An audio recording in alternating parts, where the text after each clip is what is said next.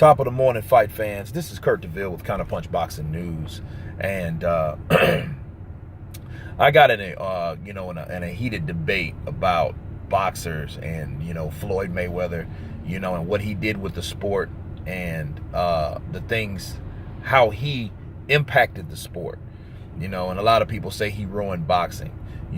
He did for a certain degree, but then another certain degree he didn't. What he did was, he became more of a business smart fighter. Okay.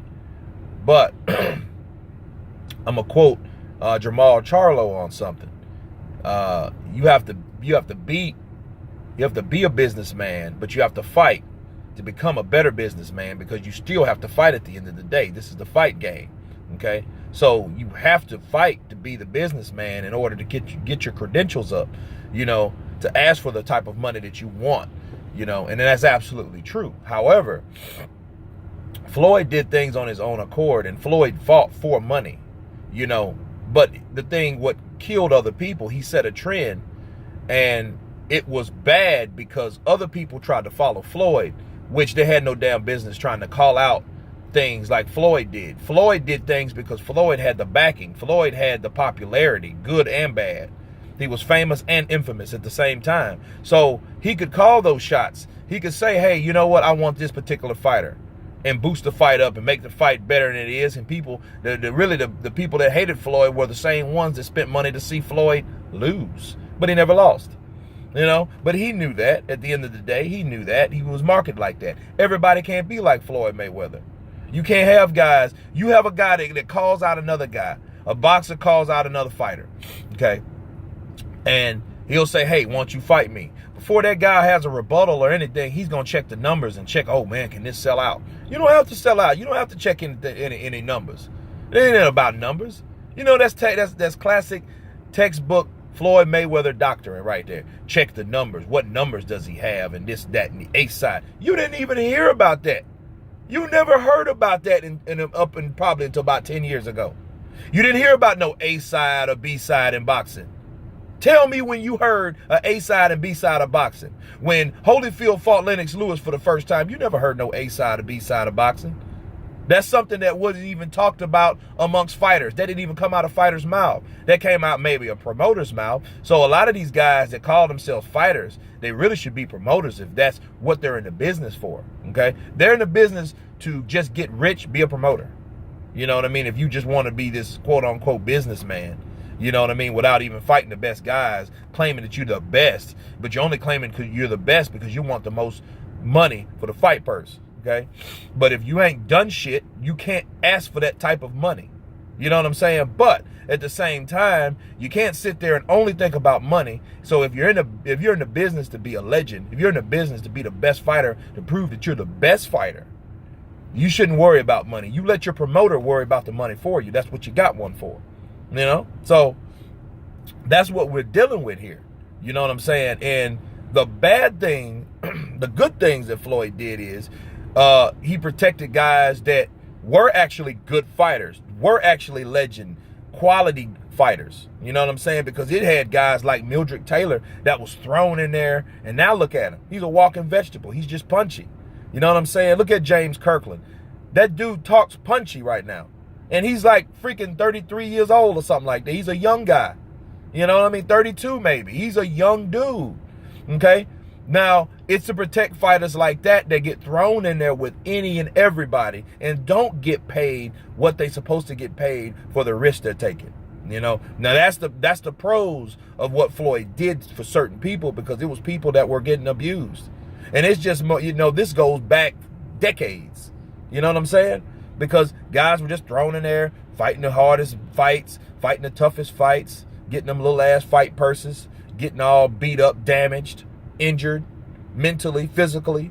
You know what I'm saying? And that's what it was. So, no, there was a good and bad thing about it.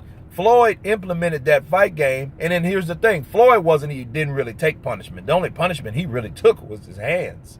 You know what I'm saying? His hands were brittle, ironically. But he didn't really take a lot of punishment in the ring. You know, he showed his skill and stuff like that. But yet, if he would have been fighting for legacy, he would have fought more of the better guys. So the question is, would he have done a better job with better guys? That's the question. He's sure he would have done it, but no one else is sure because he never fought those top dudes at the very end of his career.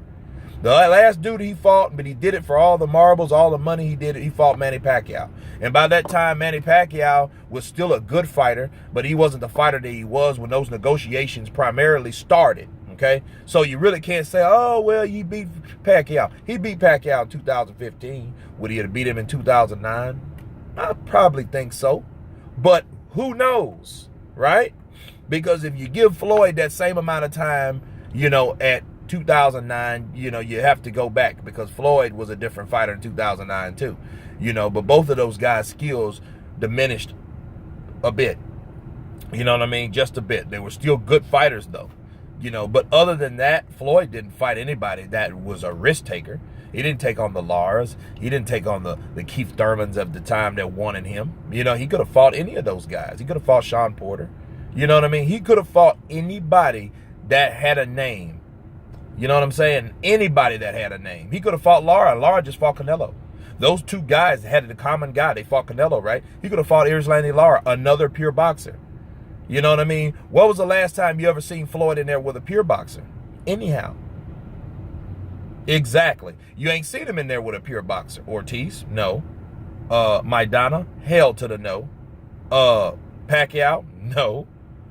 Canelo? He was a boxer puncher? No.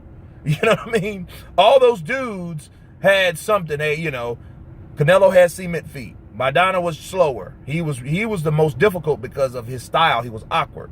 Now that was interesting, but that was really could have been a cherry pick went bad. You know, real talk. You know what I mean? Who else did he fight?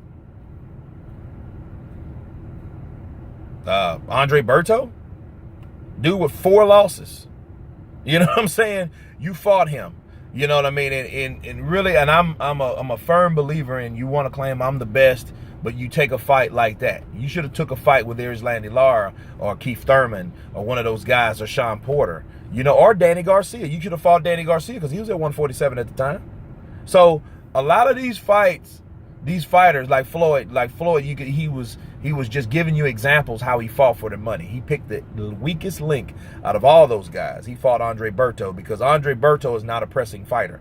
Andre Berto won't crowd you. He has to think about his attack because he's also a really quick fighter.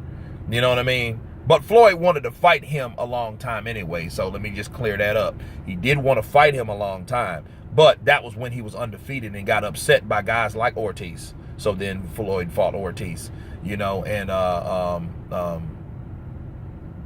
the Ghost Guerrero. So he fought Guerrero. So, you know, basically he fought everybody that that beat Andre Berto. So if you fought a guy, if your target was to fight a guy that then got beat by other guys and you fought the other guys, why would you want to fight that guy? There's no reason he should have fought Andre Berto. So, and it's not to really criticize Floyd because I knew what he was doing, but you know, but you could say business sense he did it for the money, but then again, those record sales were low. But he knew he didn't care if they were low or not. He didn't want to go in there and take a tough fight or a challenging fight in his last fight. You know, so that's just examples of what he's done for the last 5-6 years before he even retired. Again, because remember, he had already retired after he knocked out Ricky Hatton, which was a very impressive win. You know, that win, what other win? When he stopped Corrales, you know, they stopped it, you know, Corrales' corner stopped it. But, you know, that was impressive. Corrales had never been down until then. He cracked that boy's chin open, you know. But that was pretty boy Floyd, though. That wasn't money Floyd Mayweather. And I'll tell anybody that's on this channel, you know, I don't have respect for Money Mayweather in regards of fighting people for legacy, you know, to challenge himself to show that he's the best. Because he didn't. He just did it for the money. You know, if it made money sense, he did it, you know. But he didn't do that, you know what I mean? But Pretty Boy did. I always will have respect for Pretty Boy because that he was that guy that was like any other fighter. He just did not get beat because he was that good. So, you know, you guys tell me if your remarks, your comments on did Floyd destroy boxing or did he save boxing? You guys give me your take on it. Please subscribe. Until then, you guys been counterpunched. Peace.